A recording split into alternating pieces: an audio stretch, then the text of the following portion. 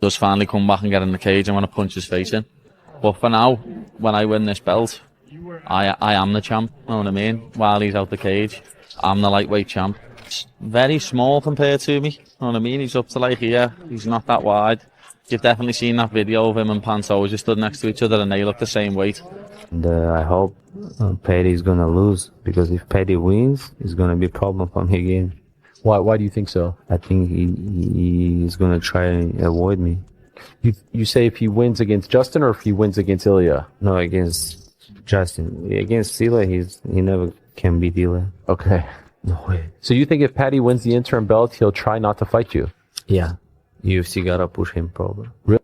Paddy Pimblett has locked in his preparation for the showdown against Justin Gaethje at UFC 34, and both warriors are gunning for that interim belt. This clash has both fighters fired up, but Paddy's already looking ahead to Ilia's eventual return, ready to settle things after he handles Justin's business. When it comes to Ilia Topuria making his comeback, Paddy's crystal clear about one thing: there won't be any gentle re-entry into the division. He's planning to meet Topuria head-on and bring maximum violence. For Pimblett, the path couldn't be simpler. Demolish Gaethje first, then pivot straight to Topuria and make sure his return is met with pure aggression. I wasn't too surprised. I know Ilia's going through a lot of stuff and wish him nothing but the best with it, know what I mean? That's nothing to do with us fighting, it's nothing to do with being in the cage, so all that around his family life, I hope everything goes perfect for him, but when he does finally come back and get in the cage, I want to punch his face in. But for now, when I win this belt, I am the champ, you know what I mean? While he's out the cage, I'm the lightweight champ, and that's the way I see it. So that interim belt to you will feel undisputed? Yeah. Meanwhile, Paddy Pimblett keeps eyeing Ilia's physical build, claiming his size gives him a massive advantage over Ilia Topuria. He points out how Ilia lacks height and width, driving home the thought that weight divisions exist for good reason. Pimblett drops a warning that if Ilia decides to test those waters, he's walking into serious danger. His support, essentially he wants you to win, he wants that fight. Have you allowed yourself to think of what a fight with Ilia looks like? Yeah, I think I beat him up as well, you know what I mean? Like, he's very small compared to me, you know what I mean? He's up to like here, he's not that wide. You've definitely seen that video of him and Pantoja just stood next to each other and they look the same weight. So, like, this weight class is for a reason, and if he wants to fight me at 155, it'll get seriously messy on his feet. Furthermore, Matt Brown's raising red flags about Ilia Topuria potentially rushing back too soon, especially with personal drama from his public divorce weighing him down. Brown thinks Ilia might jump back into action before his head's completely right, which could cost him everything because his focus won't be locked on the fight. Brown admits this is a risky prediction and says he's torn on it, recognizing Ilia's obvious smarts. Still, he points out that fighters hate sitting on the sidelines and that hunger to get back in there often backfires spectacularly. And that is Ilia comes back, but the bolder prediction is he loses. He comes back too soon, still dealing with all this bullshit, and ends up losing because he's not in the right headspace. But I think Ilia's a smart guy. That's why I'm, kind of on the fence about this prediction a little bit, right? I'm not saying like, I really believe this prediction or anything. But man, fighters don't like not fighting. They don't like sitting on the sideline. Drawing from his own experience, Matt Brown explains just how brutal it is watching fight cards from the outside looking in. Your entire being craves to be in that octagon. Brown expects Ilia will feel that exact same pull. Even though Ilia's physically healthy and cleared to compete, Brown reminds us he's still dealing with massive personal turmoil. Brown predicts that competitive fire will ultimately push Ilia to return prematurely, even when the circumstances aren't ideal. And while he admits it's a bold statement, he sees it as realistic, given everything happening. Speak from my own experience. Every time I got injured and someone wants to watch a UFC card, it's hard to watch. You can't sit there and watch it. You want to be the guy in there. You want to be the one that people are watching. And I think he's going to have that. He's healthy. He's not, it's obviously he's dealing with some pretty heavy shit, but he's healthy. He wants to come back and compete and fight. And I think he'll end up breaking to that, and he'll end up coming back. But it's not going to be a good time, and he's going to be dealing with and That's kind of two bold predictions to be. Arman Tsarukyan comes right out and says he's rooting for Justin Gaethje to demolish Paddy Pimblett.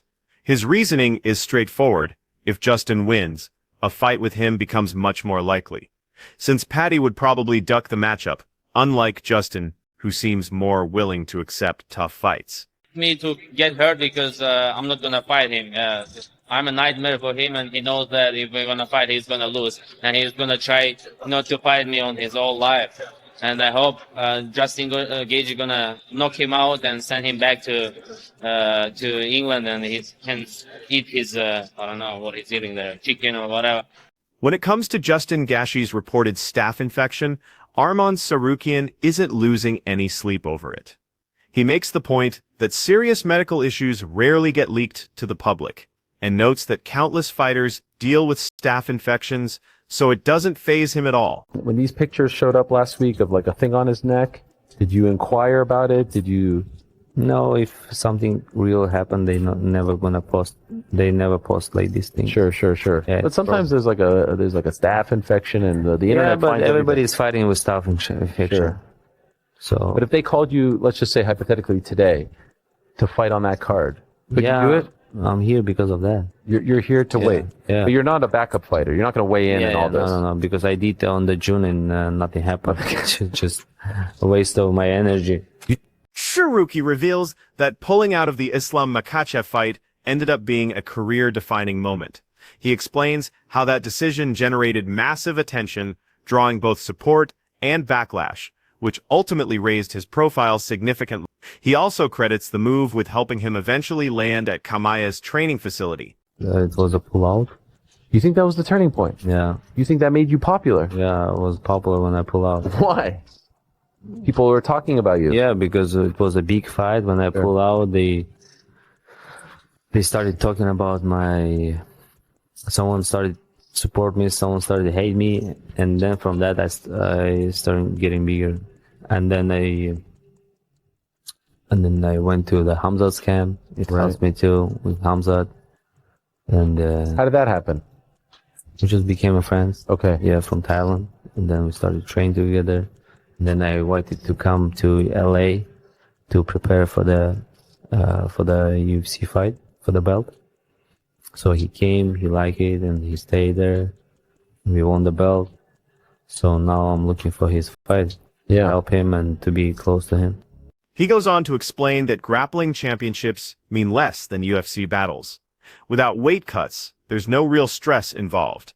Grappling isn't his primary focus anyway. When a fight gets booked, it consumes his entire existence for months, because that's where his heart lies, and championship gold is his ultimate target. This is like training session. Even like, because I don't cut weight. Yeah. If I lose, okay, I lose. I don't care. Right. But You do have an ego, right? You want to be successful. but it's not my sport, you know. Yeah. If I lose in the freestyle wrestling, it's okay, you know. Yeah, but UFC, it's I locked in before 2 months, Right.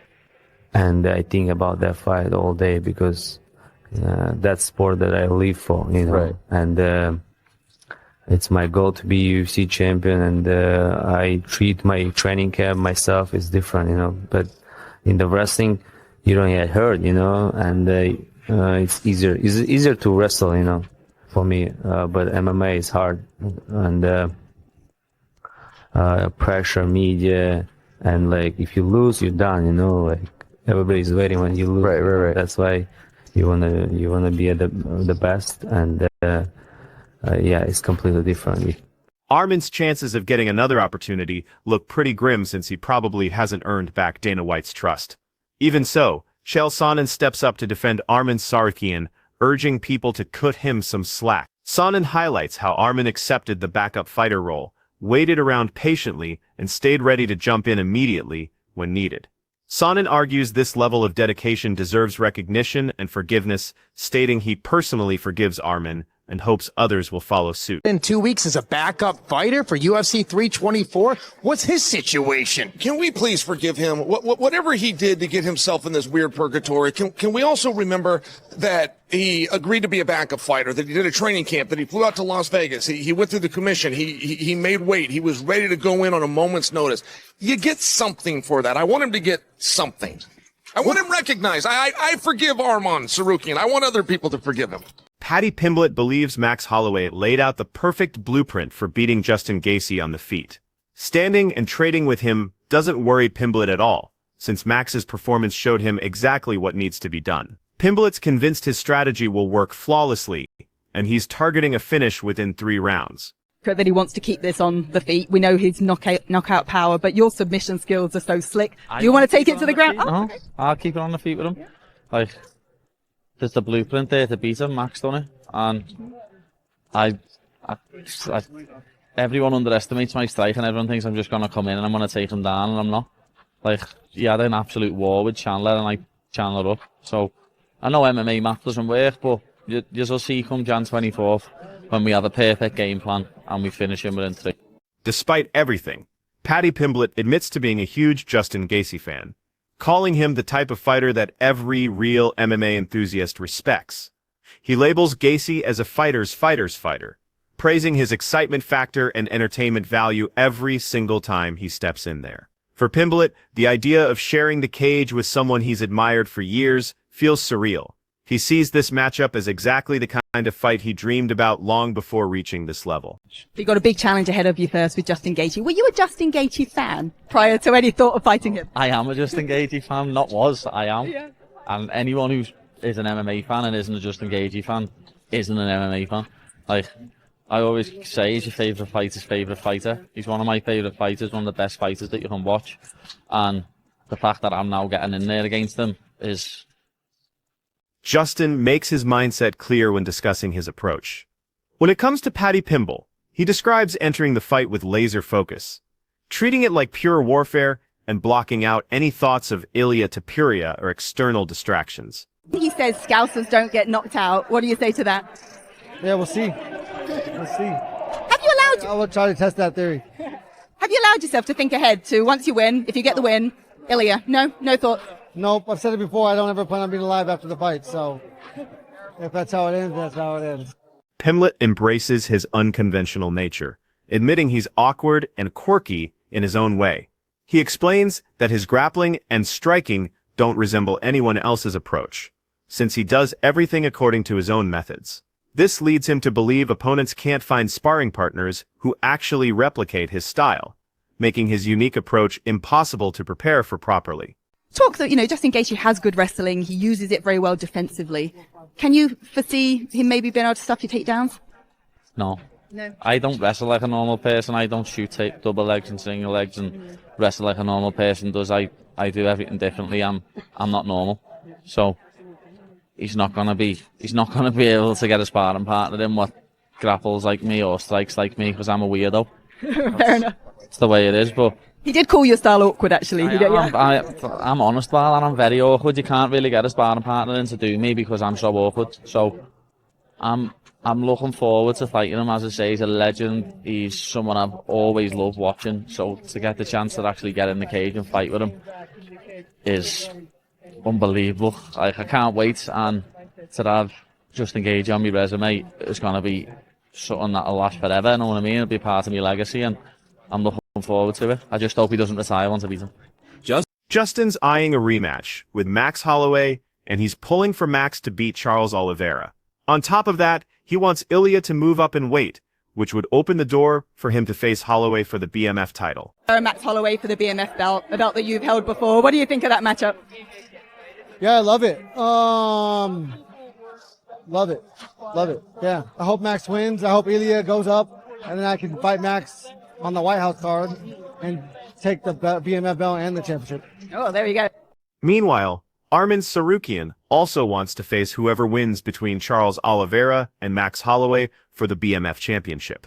With Ilia Topuria possibly not returning until summer, he points out that Ilia only fights once per year, and he refuses to sit around waiting. Capturing the BMF belt during this window would represent a massive opportunity for his career. Third thing is, what if Ilia comes back in the summertime, right? And now you've got an interim champion, and usually the interim champion will fight the actual champion. You're neither of those. That means we're talking about another fight happening, and you're not fighting for the belt, and now we're talking about the back end of the year. Yeah, but maybe BMF title. Okay. So we'll see. You don't want that, right? You want the real title. Yeah, I want a real title, but I don't want to wait until the end of the next year. And then Ilia, he fights once a year. Maybe he defend his title in June, and then he say, okay, I'll fight next year in June. And then what I can do, just stay. And I'm not that young to wait a lot too. So if they give me BMF title, it would be great too. If Charles Oliveira wins, so it's gonna be good. We got the story, and just get that belt, and then the real belt. Justin Gaethje addresses the retirement talk surrounding missing title shots, admitting he reacted with pure emotion and took everything personally. He explains that part of the situation came from how his management presented things, and acknowledges he might have spoken from an emotional place. Gaethje admits fighters can be emotional and petty sometimes, saying he felt he deserved more recognition, which is why the whole situation hit him so hard. You'd said if you didn't get a title shot next that you might retire. Was there any truth to that? And if so, is giving you this interim title shot kind of said, okay, I feel like I'm getting what I deserve now? Well, I definitely, I got what I asked for. It was more my manager put me in that, but I mean, I probably said it, but it was, we're emotional beings, and we're petty. We don't get to where I'm at or where these fighters are at without being petty. I take things personal, and I thought I had earned something, and so I was trying to stand up. He also mentioned that another knockout would likely end his fighting career. Getting knocked unconscious that first time made him reevaluate where he stands professionally, realizing this isn't the beginning phase anymore, but the final stretch. Gaethje emphasized protecting his long-term health, trusting his team and family to have his best interests at heart, and knowing when to walk away before the sport takes more than it gives back. One more knockout. I went to sleep. Before that, I'd never been put to sleep. If I would get put to sleep again, I would definitely call it quits. Really? So you're drawing a line? That's been my line. Yeah, it never happened. So it wasn't like if I get knocked out, I'm quitting. But once I got knocked out, 37 years old. If I was 20, 27, 30, this would be a different story. But this is not the beginning. This is definitely the end of my career, and it's been such an amazing thing. And obviously, they'll use and abuse you in this sport, and you have to protect yourself. And I obviously have created a team. I got my family and my coaches, and they all have my best interest in at hand. And I've always told them that I'm in it till they say I don't have it no more. Or whenever I feel like my younger self, the hunger of my younger self can beat the skills that I have now. At the same time, Arman hints he might consider dropping to featherweight if a title opportunity presented itself. He makes clear that cutting to 145 pounds isn't something he'd take lightly, but fighting for a championship at that weight would make it worth considering. For Arman, meaningful opportunities always stay at the center of his decision-making, and a featherweight title fight would definitely qualify. I'm not too big for 155. So maybe one day I'll go down for 145 even. You think so? Yeah. Wow. I can make it. Just for title fight. Just for title fight? Yeah. You versus Volkanovski? Oh, easy. Yeah. Upskick. Short. Yeah, upskick. yeah. Because of the size. Like you see the video, I was sparring with Oh, guy. I saw that. Yes. Easy upskick. Yes, I know. Who was that guy, by the way? Oh, he's a strong guy. Is he? Yeah, he trains with us. And when I saw him in the mat, I said I gotta train with you all day because I gotta get used to shoot short legs. Sure. Since Alexander Volkanovski has also competed at 55, fans think if Arman's considering going down, Volk could similarly move up. However, the featherweight champion explains why another lightweight shot isn't in his immediate future. While he'd accept the fight if offered, he doesn't feel he's earned another opportunity right now. Volkanovski wants to focus on securing 2 to 3 more victories over the next stretch before considering a return to challenge for lightweight gold. Yeah, I don't know where that came from exactly. Obviously, I guess whether people are just going off what I say, like I'm like, how many more do I have? If I was to get beaten up, am I going to, come back to fight? No, you know what I mean? But that's not my plans, you know what I mean? Unless some, things go horrendously wrong, I'm planning on going back out there. Whether the next one, taking on an undefeated fighter in the UFC or something like that, I mean, that's appealing. Maybe that could be one that I finish up on. But right now, I plan on everything going well, getting my hand raised, hopefully taking minimal damage so I can have a quick turnaround and still fighting. So the plan is definitely to retire, you know what I mean? So that's, I don't know where that comes from. Volkanovski's planning to finish Diego Lopez quickly and cleanly, avoiding damage while setting up a fast turnaround. He sees a dominant win as his ticket to another fight soon, possibly against Movsar Evlo or Lerone Murphy. Again, he's a dangerous guy. He's tough. We see now, he can take a good punch. But I plan on going out there. I don't take any damage, and I want to have a quick turnaround. Try and have the quick turnaround that I wanted last time, and then maybe we can do it with someone like Movsar or Lerone Murphy. And then again, I know they'll be disappointed, but their fight won't be too far away because I'll make sure. Volkanovski also explained why Diego Lopez got the title shot over Lerone Murphy and Movsar Evlo, emphasizing that this matchup still guarantees fireworks. He mentioned that Murphy and Movsar were likely going to fight each other anyway, and if that happens, he's happy to wait and face whoever emerges victorious. Just beat this guy in your last fight, and it wasn't a controversial fight or anything like that. Did it take some time to get, a little bit revved up for this challenge? Not really. I mean, I'm going to fight whoever. I'm just, whoever it is, I'll step up. Obviously, I'm going to look at how people, maybe legacy-wise and all that, would I rather an undefeated fighter like Movsar or, Lerone Murphy or something like that? Yeah, maybe. But I know this is still going to be an exciting fight. And I can just, fight if I think they might be fighting. I'm not too sure. I think Lerone Murphy and Movsar might be fighting. And if that's the case, I'll just fight the winner of that. Obviously I've got to take care of business 1st of February.